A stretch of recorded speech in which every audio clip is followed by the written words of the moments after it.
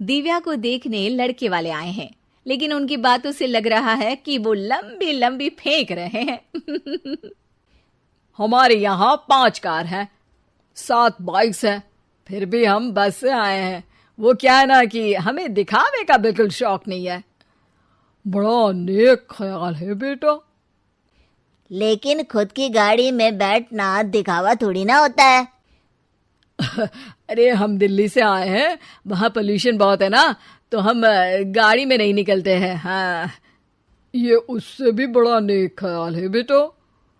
लेकिन अगर आपको पोल्यूशन की इतनी चिंता है तो घर में 5 कार और 7 बाइक क्यों रखी है?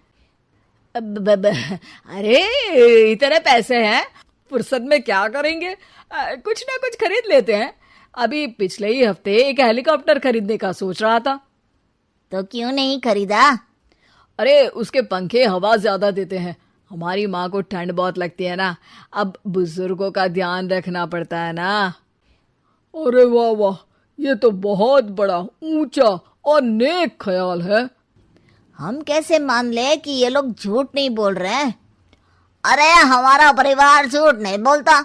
दिल्ली शहर में किसी से भी पूछ लीजिएगा, हमारे बेटे का बड़े लोगों में उठना बैठना है। हाँ। अरे छोटो चुप रह, इतने बड़े लोग हैं, झूठ क्यों बोलेंगे? हमारी फैक्ट्री है, और ऐसी फैक्ट्री कि यहाँ ग्राहक आया, इधर सामान बनाया जल्दी जल्दी, और हम हर काम ना जल्दी करते हैं। हाँ वही तो, तब जल्दी जल्दी अपनी बेटी का हाथ हमारे बेटे के हाथ में दे दीजिए। दिव्या के पिताजी दिव्या के भाई छोटू की एक भी बात न मानते हुए दिव्या की शादी दिल्ली के इस फेंकू परिवार में करवा देते हैं। जब दिव्या ससुराल पहुंचती है तब, आपकी कार्स और बाइक्स कहाँ है? मुझे बाहर जाना था किसी काम से। कार और बाइक्स? कौन सी कार और बाइक्स? अरे जब आप मुझे देखने आए थे तो कहा था ना कि आपके यहाँ 5 कार्स हैं और 7 बाइक्स हैं। हाँ हाँ, उस दिन थी, आज नहीं है। है? आज कहाँ गई? अरे जिनकी थी वो ले गए। मतलब वो आपकी नहीं थी? आपने तो कहा था हमारे घर पर है। हाँ घर पर थी, बाबूजी का एक पार्ट टाइम काम है, कार और बाइक धोने का। उस दिन घर पे 5 कार और 7 बाइक्स थी तो बोल दिया था। अरे झूठ थोड़ी ना बोला है, जैसा था वैसा बोल दिया। और वो हेलीकॉप्टर खरीदने वाली बात, वो झूठ थी क्या? अरे बिल्कुल नहीं, शहर में एक नई कंपनी आई है पंखे की, जिसके पंखे बड़े हैं, कंपनी का नाम हेलीकॉप्टर रखा है। जब लेने गए तो हवा बहुत तेज फेंक रहा था, तो माँ ने बोला ठंडी लगेगी बेटा। वैसे भी दिल्ली में ठंड ज्यादा होती है ना। झूठ कहाँ बोला मैंने, जैसा था वैसा बोल दिया।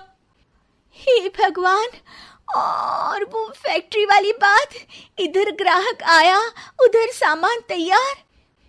अरे वो भी तो बिल्कुल सही है, मेरा ना पानी पूरी का ठेला है, इधर ग्राहक आता है उधर पानी पूरी बना देता हूँ। अरे झूठ कहाँ बोला, जैसा था वैसा बोल दिया। हे राम, मेरे तो कर्म फूट गए। आपने तो कहा था कि आप लोगों का बड़े लोगों में उठना बैठना है। अरे है तो, पहले मैं बहुत बड़े लोगों के यहाँ नौकर था, जब भी कोई गलती करता तो वो मुझसे उठक बैठक लगवा देते। हो गया ना बड़े लोगों में उठना बैठना।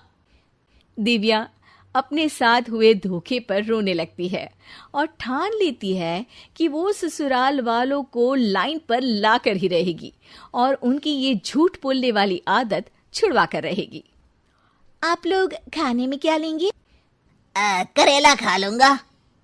अरे मुझे तो टिंडे खाने हैं। कद्दू खाऊंगा। अच्छी बात है, खाने के टेबल पर मिलते हैं। शाम को जब सब खाने के टेबल पर मिलते हैं तो सब देखते हैं कि टेबल पर प्लेट्स में एक पूरा और कच्चा कद्दू रखा है, कच्चा करेला रखा है और कच्चे टिंडे भी रखे हैं। बहू, ये सब क्या है? ससुर जी के लिए करेले, आपके लिए टिंडे और श्रवण जी के लिए कद्दू। अरे वो तो दिख रहा है, लेकिन ये पकाया क्यों नहीं है? आप लोगों ने पकाने को तो नहीं कहा था, बस मैंने पूछा था क्या खाएंगे, तो आपने ये कहा था कि करेले, टिंडे और कद्दू खाने वाले हैं। ये क्या मजाक है दिव्या, तुम झूठ बोल रही हो।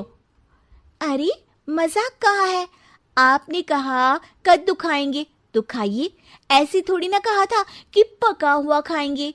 और वो आप क्या कहते हैं, जैसा था वैसा बोल दिया, झूठ कहाँ बोला मैंने।